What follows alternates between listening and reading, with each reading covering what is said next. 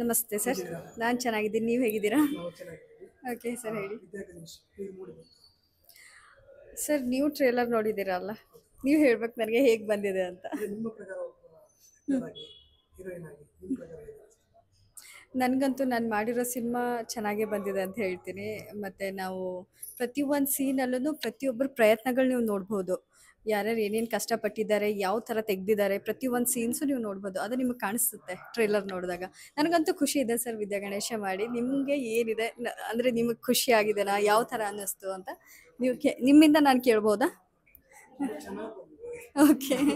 ಅಂದ್ರೆ ಇನ್ನೊಂದು ಮಲ್ಲು ಚಂಕಂಡಿ ಜೊತೆ act ಮಾಡಿದ್ದಾರೆ. ಹಾಂ. ಮಲ್ಲು ಜಮಖಂಡಿ ಅವರು ಇವಾಗ ನೋಡ್ಬೇಕಾದಾಗ ಯಾವ ಥರ ಫ್ರೀ ಆಗಿದಾರಲ್ಲ, ಎಲ್ರಿಗೂ ಕಾಮಿಡಿ ಮಾಡಿಕೊಂಡು ನಕ್ಕೊಂಡು, ನಿಜವಾಗ್ಲೂ ಶೂಟ್ ನಡಿಬೇಕಾದಾಗಲೂ ನಮಗೆ ಶೂಟ್ ನಡೀತಾ ಇದೆ, ನಾವು ಇದು ಶೂಟಿಂಗ್ ಮಾಡ್ತಿದ್ದೀವಿ ಅನ್ನೋ ಫೀಲೇ ಮಾಡಿಸ್ತಿರ್ಲಿಲ್ಲ ಅವರು.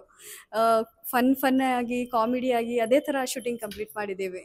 Is a very honest and down to earth person ಅಂತ ಹೇಳ್ಬೋದು ನಾನು ಅವ್ರ ಬಗ್ಗೆ. ನಿಮ್ಮ ಪಾತ್ರದ ಬಗ್ಗೆ ಹೇಳಿ. ಇದರಲ್ಲಿ ನನ್ನ ಪಾತ್ರ ಬಂದ್ಬಿಟ್ಟು ವಿದ್ಯಾ ಅನ್ನೋ ಪಾತ್ರ ನಾನು ಪ್ಲೇ ಮಾಡಿದ್ದೀನಿ. ವಿದ್ಯಾ ಗಣೇಶ. ಗಣೇಶ ಅಂದರೆ ಮಲ್ಲು ಸರ್ ಅವರು, ವಿದ್ಯಾ ಅಂದರೆ ನಾನು. ವಿದ್ಯಾ ಗಣೇಶ ಎರಡು ಜಾಯಿನ್ ಮಾಡಿರೋಂಥ ಪಾತ್ರ. ಅದರಲ್ಲಿ ನನ್ನ ಪಾತ್ರ ಒಂದು ಹಳ್ಳಿ ಊರಲ್ಲಿ ಒಂದು ಹುಡುಗಿ ಸ್ಟ್ರಾಂಗ್ ಆಗಿ ನಿಂತ್ಕೊಳ್ತಾಳೆ, ಎಜುಕೇಟೆಡ್ ಆಗಿರ್ತಾಳೆ. ಮಕ್ಕಳಿಗೆಲ್ಲ ವಿದ್ಯಾಭ್ಯಾಸ ಕೊಡಬೇಕು ಅನ್ನೋ ಆಸೆ ಅವಳದಿರುತ್ತೆ. ಅದನ್ನೆಲ್ಲ ಹೇಗೆ ಫೇಸ್ ಮಾಡ್ತಾಳೆ, ಯಾರೆಲ್ಲ ಅಡೆತಡೆಗಳು ಮಾಡ್ತಾರೆ, ಅದನ್ನು ಸ್ಟ್ರಾಂಗ್ ಆಗಿ ನಿಂತ್ಕೊಳ್ತಾಳಲ್ಲ, ಅದೇ ನನ್ನ ಪಾತ್ರ. ಇನ್ನೊಂದು ಕೇಳಬೇಕಂದ್ರೆ ಈ ರೋಲ್ ಹೇಗೆ ಒಳಗೆ ಬಂತು ಹೀರೋಯಿನ್ ಆಗಿ? ಹೀರೋಯಿನ್ ಆಗಿನ ಸಿನಿಮಾ ಇಂಡಸ್ಟ್ರಿಗೆ ಹೆಜ್ಜೆ ಇಟ್ಟಿರೋದು ಹೇಳ್ತಿದ್ದೀರಾ? ಈ ಸಿನಿಮಾಗೆ ಮಾತ್ರನಾ? ನಂದು ಡೈರೆಕ್ಟರು ನಮ್ಮ ಊರವರೇ, ಒಂದೇ ಊರವ್ರು ನಾವು, ಬೀದರ್ ಅವರು.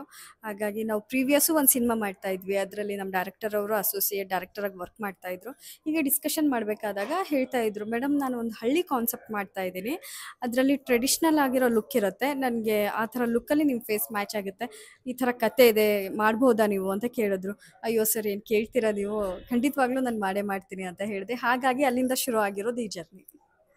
ನಿಮ್ಗೇನು ಸ್ಲ್ಯಾಂಗ್ ಡಿಫ್ರೆನ್ಸ್ ಅನ್ಸಲ್ಲ? ಯಾಕಂದ್ರೆ ಬೀದರ್ ಅವ್ರು. ಬೀದರ್ ಅವ್ರು ಆಗಿರೋದ್ರಿಂದ ನಂಗೆ ಏನು ಜಾಸ್ತಿ ಏನು ಡಿಫ್ರೆನ್ಸ್ ಇಲ್ಲ. ಒಂದು ಸ್ವಲ್ಪ ಸ್ವಲ್ಪ ಒಂದೊಂದು ಜಾಗದಲ್ಲಿ ಹೋಗ್ತಾ ಇದ್ದಂಗೆ ಒಂದು ಸ್ವಲ್ಪ ಚೇಂಜಸ್ ಆಗ್ತಾ ಹೋಗುತ್ತೆ ಕನ್ನಡನು. ಅದೇ ಥರ ಸ್ವಲ್ಪ ಚೇಂಜಸ್, ಕನ್ನಡಕ್ಕೂ ಈ ಹಾಂ, ಕನ್ನಡಕ್ಕೂ ಸ್ವಲ್ಪ ಚೇಂಜ್ ಆಗಿತ್ತು. ಅದು ಮ್ಯಾನೇಜ್ ಮಾಡಬಹುದು. ನಿಮ್ಮ ಹೋಪ್ ಏನಿದೆ ಈ ಸಿನಿಮಾ ಬಗ್ಗೆ? ಈ ಸಿನಿಮಾ ಬಗ್ಗೆ ಆದಷ್ಟು ಜನಕ್ಕೆ ರೀಚ್ ಆಗಲಿ, ಎಲ್ಲರೂ ಸಿನಿಮಾ ನೋಡಲಿ, ಅವರು ಫೀಡ್ಬ್ಯಾಕ್ ಗುಡ್ ಆರ್ ಬ್ಯಾಡ್ ಫೀಡ್ಬ್ಯಾಕ್ ಕೊಡಲಿ ನಮಗೆ. ಮತ್ತು ಬ್ಯಾಡ್ ಇದ್ದರೆ ಇನ್ನೂ ಇಂಪ್ರೂವ್ ಆಗೋಕ್ಕೆ ನಮ್ಗೆ ಅವಕಾಶಗಳಿರುತ್ತೆ. ಚೆನ್ನಾಗಿ ಬಂದಿದ್ದರೆ ಇನ್ನೂ ಖುಷಿ ಆಗ್ತೀವಿ, ಇನ್ನೂ ಖುಷಿಯಿಂದ ಇನ್ನೂ ಖುಷಿಯಾಗಿ ನಾವು ಸಿನಿಮಾಗಳು ಮಾಡ್ಕೊಂಡು ಹೋಗ್ಬೋದು. ಸೊ ಹಾಗಾಗಿ ಎಲ್ಲ ನನ್ನ ಕನ್ನಡದ ಜನತೆ ಹೇಳೋದೇನೆಂದರೆ, ದಯವಿಟ್ಟು ಕನ್ನಡ ಸಿನಿಮಾನ ನೋಡಿ ಕಲಾವಿದರನ್ನ ಬೆಳೆಸಿ ಅಂತ ನಾನು ಕೇಳ್ಕೊಳ್ತೀನಿ. Thank you so much.